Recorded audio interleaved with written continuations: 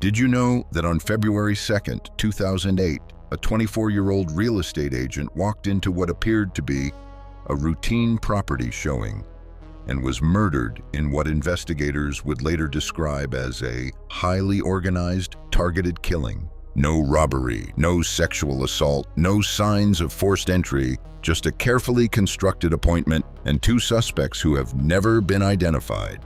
This is the case of Lindsay Elizabeth Buziak. Lindsay was born on November 2, 1983, in Victoria, British Columbia. She grew up in the Greater Victoria area, splitting time between the city and summers at Lake Cowichan, where her family kept a trailer.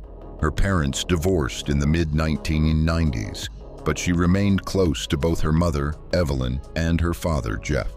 From an early age, Lindsay was described as energetic, fashionable, outgoing, and ambitious. She got her first job as a teenager at a clothing store in a local mall. Friends remembered her as someone who stood up to bullying, who valued loyalty, and who avoided drugs entirely. That detail would later matter. By her early 20s, Lindsay had decided to follow in her father's footsteps and enter real estate. She enrolled in UBC's Sauder School of Business Real Estate program and passed her licensing exam in June 2006 at just 22 years old.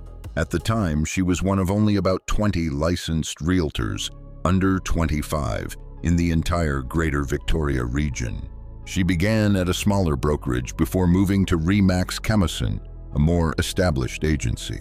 In roughly 1 year, she completed 8 property transactions, totaling approximately $3.2 million. She was driven, focused, building momentum. Around this time, she was also in a relationship with Jason Zalo, a mortgage broker and realtor from a well-known local real estate family.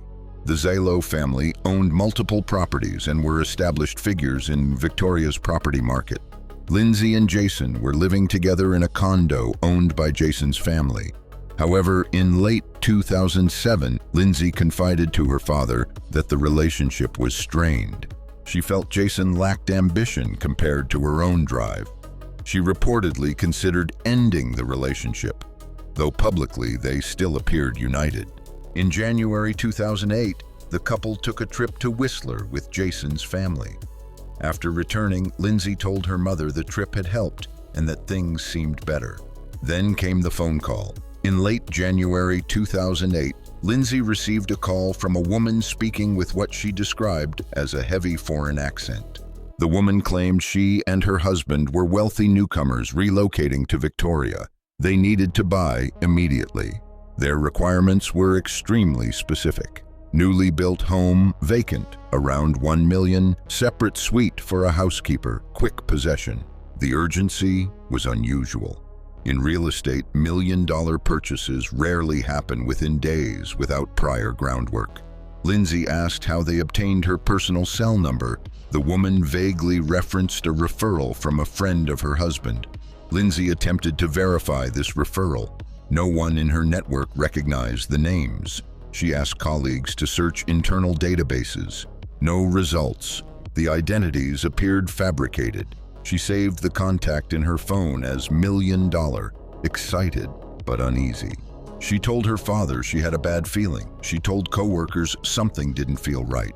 At one point, she even referred to the callers as the Mexicans, referencing the accent, though she admitted she wasn't certain it was authentic.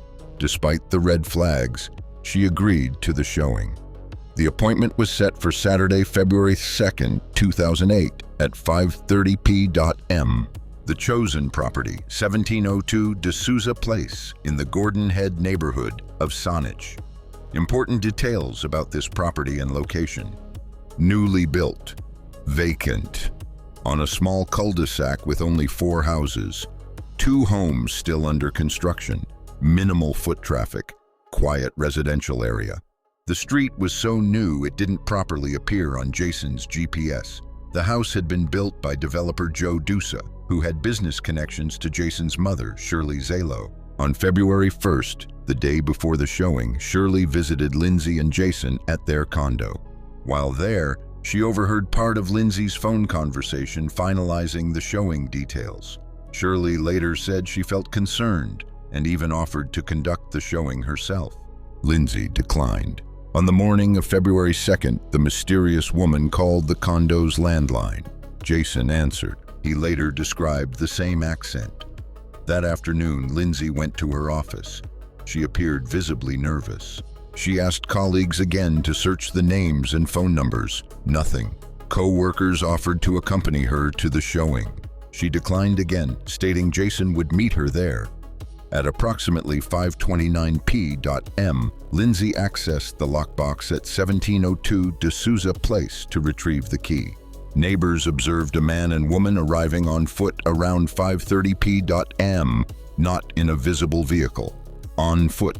Witness descriptions: female suspect, Caucasian, mid-30s, blonde hair, wearing a black, white, and red patterned dress, calm demeanor. Male suspect, Caucasian, approximately 6 feet tall, dark hair, brown jacket. Witnesses described the interaction as formal and professional, like a first-time client meeting. Lindsay shook hands with them, led them inside, closed the door. The attack likely occurred within minutes upstairs in the master bedroom. Investigators later noted multiple stab wounds concentrated in chest and upper torso, minimal defensive wounds. The absence of defensive wounds suggested she had little time to react. At 5:41 p.m., her BlackBerry phone accidentally pocket-dialed a friend. The voicemail captured muffled audio, background sounds believed to coincide with the attack. Jason Zalo arrived shortly after 5:40 p.m. with his friend Cohen Oatman. Jason reported seeing a shadow through the frosted glass of the front door, movement that quickly disappeared. Assuming the showing was ongoing, he waited briefly to avoid interrupting. He texted, "Are you okay?" No response. He called. No answer. Around 6:05 p.m., he approached the door. It was locked. Through the glass, he saw Lindsay's shoes inside. He called 911. Cohen noticed the rear French doors were wide open. They entered through the backyard. Upstairs, Jason found Lindsay in the master bedroom. Paramedics arrived. She was pronounced dead at the scene. The suspects had fled through the back. Forensic analysis revealed no usable fingerprints, no murder weapon, likely use of gloves, limited trace evidence. Bloody footprints, but not distinctive enough to identify brand or size. The burner phone used to contact Lindsay had been purchased in Vancouver 3 months earlier under the false name Paulo Rodriguez. It was activated the day before contacting her. It made calls exclusively to Lindsay. It pinged a tower near the property the night before the murder. It was permanently deactivated shortly after the killing. This indicated surveillance and premeditation. Over the first year, police conducted nearly 1,500 interviews and reviewed hundreds of tips. They examined connections to Jason Zalo, the Zalo family, real estate colleagues, former acquaintances, drug-related individuals linked to a major Calgary cocaine bust. The Calgary theory emerged because Lindsay had traveled there weeks before the murder and briefly interacted with individuals later arrested in a major cocaine operation.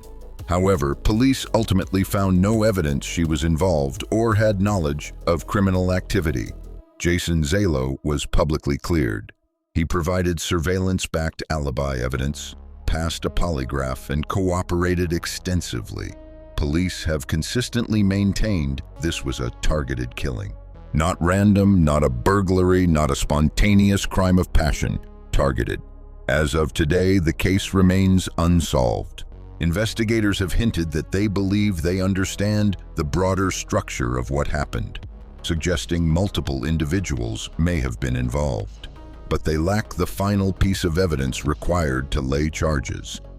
17 years later, the central question remains: who had the motive, the knowledge of her schedule, and the sophistication to construct a false $1 million real estate transaction convincing enough to override her instincts? Because Lindsay Buziak did not walk into chaos. She walked into something that had been designed. And someone out there knows exactly how it was designed.